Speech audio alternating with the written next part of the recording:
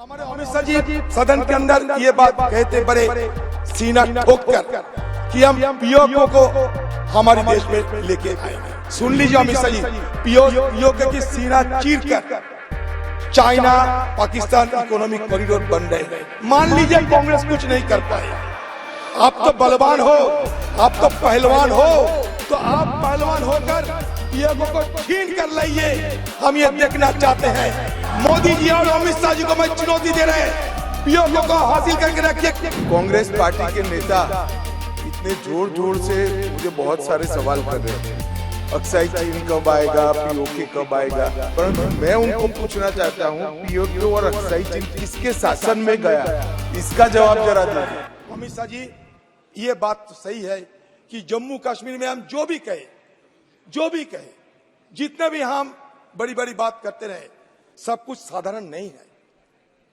अगर सब कुछ साधारण होते तो सुप्रीम कोर्ट को इस विषय पे क्यों आने की जरूरत होती। हमारे अमित शाह जी सदन के अंदर ये बात कहते बड़े सीना ठोक कर कि हम पीओके को हमारे देश में लेके आएंगे। लेकिन आज क्या हो रहे हैं, आज पीओके की सीना चीरकर, सुन लीजिए अमित शाह जी, पीओके की सीना चीरकर चाइना पाकिस्तान इकोनॉमिक कॉरिडोर बन रहे हैं। उसका 3000 किलोमीटर की ओर रास्ता बन रहे हैं। आप कहते हैं कि हम पीओके के तरफ से किसी को नुमाइंदे बनाएंगे, लेकिन हमारा कहने का मतलब यह है आप कुछ करके तो दिखाओ। मान लीजिए कांग्रेस कुछ नहीं कर पाए, आप तो बलवान हो, आप तो पहलवान हो, तो आप पहलवान होकर पीओके को छीन कर लाइए। हम ये देखना चाहते हैं। सदन के अंदर आपने बड़ी बड़ी बात कहते कि हम सियाचिन को हासिल करके रखेंगे, हम लद्दाख को हासिल करके रखेंगे। सियाचिन हमारे साथ है, लद्दाख को हम हासिल करके रखेंगे। आप लद्दाख में क्या किए हैं बताइए। अक्साई चीन को शामिल करेंगे क्योंकि अक्साई चीन पीओके के अंदर है, अक्साई चीन कश्मीर के अंदर है, पीओके कश्मीर की हिस्सा है। आपने कहा था, तो अगर आपने कहा था तो अक्साई चीन आप कब लाओगे, पीओके आप कब लाओगे। तो इसलिए पलवानी छोड़ के जो काम होना चाहिए, महिला जुबान पे पलवानी, मैं जुबान पे पलवानी की बात करते हैं, ऐसा नहीं किसी को अपमान करने का कोई इरादा नहीं। मैं जुबान पे पलवानी की बात करते हैं। बड़ी बड़ी बात तो कहते हैं। उस पे भी जो पीओके है उस पे भी महिला आरक्षण रखा है, चिंता मत करो। हाँ सर, बात तो यह कि पीओके तो हमारे हाथ में नहीं है, तो अमित शाह जी कहे कि कब पीओके हमारे हाथ में आएंगे। बलवान पुरुष है इसलिए पूछ रहा हूं, ये दोनों सुबह शाम हाँ करके दिखाइए, चुनाव होने की पहले करके दिखाइए। मोदी जी और अमित शाह जी को मैं चुनौती दे रहे हैं, पीओके को हासिल करके रखिए, क्योंकि हमारे इस सदन में 1993 में ऑल पार्टी रेजोल्यूशन हुई थी कि पीओके हमारे हाथ में लगना चाहिए। अब चीन वहां से सड़क बना रहे हैं, चीन के खिलाफ एक जुबान, चीन के खिलाफ एक बात नहीं कहेगी। गृह मंत्री माननीय अध्यक्ष जी, कांग्रेस पार्टी के नेता इतने जोर जोर से मुझे बहुत सारे सवाल कर रहे हैं, अक्साई चीन कब आएगा, पीओके कब आएगा। अब बिल तो वो पारित हो चुका है, वरना मैं जवाब दूंगा भी, परंतु मैं उनको पूछना चाहता हूं पीओके और अक्साई चीन किसके शासन में गया, इसका जवाब जरा दीजिए। बिल्कुल, तीन युद्ध लड़े हैं, तीन युद्ध लड़े हैं। अब तक कुछ नहीं हुआ, इसलिए कि हमारी देश में इंदिरा गांधी जैसा आयरन लेडी थी।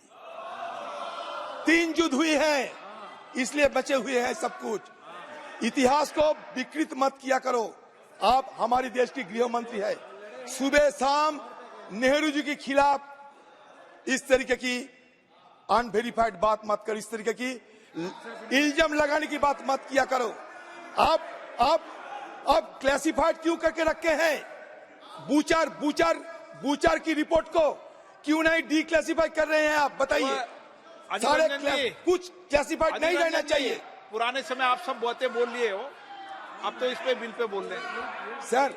सर बात यह कि सर किस समय क्या हुआ था इस विषय पे सर, अगर हमारी तरफ से इतिहास की ऐतिहासिक दृष्टिकोण की तरफ लंबी डिबेट नहीं करते, ऐतिहासिक दृष्टिकोण की छोड़कर अभी सिर्फ इल्जाम लगाने, आरोप लगाना, यह हमारे लिए सही नहीं होगा, क्योंकि हमारे कोई प्रधानमंत्री देश की इंटरेस्ट छोड़कर किसी दूसरे को मदद नहीं किए। लेकिन आज इस तरीके की इल्जाम लगा जा रहे हैं कि जैसे कि एक अपराधी थे कोई हमारे पूर्व प्रधानमंत्री। ऐसा नहीं, आप लोगों की इतिहास भी तुरंत देखो आप। सर अगर बोलने दीजिए तो सर बोल लेंगे। सर सर मैं बोलने दोगे ठीक रहेगा। सर मैं आप लोगों की इतिहास थोड़ा बताना चाहते हैं। अमित शाह जी श्यामा प्रसाद मुखर्जी की बात कह रहे थे उस दिन। आपको याद है 1941 में श्यामा प्रसाद मुखर्जी और फजलुल हक, एक हिंदू महासभा की और एक मुस्लिम लीग, दोनों मिलकर बंगाल में सरकार बनाई थी। आपको याद है? तो इसके पीछे कारण क्या थी? और वो श्यामा प्रसाद मुखर्जी फजलुल हक से सत्ता बनाए थे 1941 में। ए ईयर बिफोर दैट, एक साल पहले, जो फजलुल हक वो पुराना बिफोर इज फॉलोड क्यों पढ़ते हो with the Muslim league had moved. Sir नहीं, ये कागज पढ़ चुके हैं पुराने रिकॉर्ड में। पाकिस्तान रेजोल्यूशन फजलुल हक ने तय किए थे 40 साल में, और एक 40 साल मुल्क के साथ आप सरकार बनाने गए। आगे बढ़े। सिंध में नॉर्थ वेस्टर्न फ्रंटियर में मुस्लिम लीग के साथ क्यों अपने पार्टीशन की मदद करते हुए सरकार बनाए थे? चलो, जवाब है आपके पास। तो इसलिए मैं ये कहना चाहते हैं, इधर उधर की बात ना करके सीधे देश की हित की बात कीजिए। और सुबह और शाम आप फिजूल इल्जाम लगाते हुए किसी की अपमान मत किया करो। अगर अपमान करना चाहते हैं तो खुले सदन में सुबह से शाम तक चर्चा करने की जरूरत है।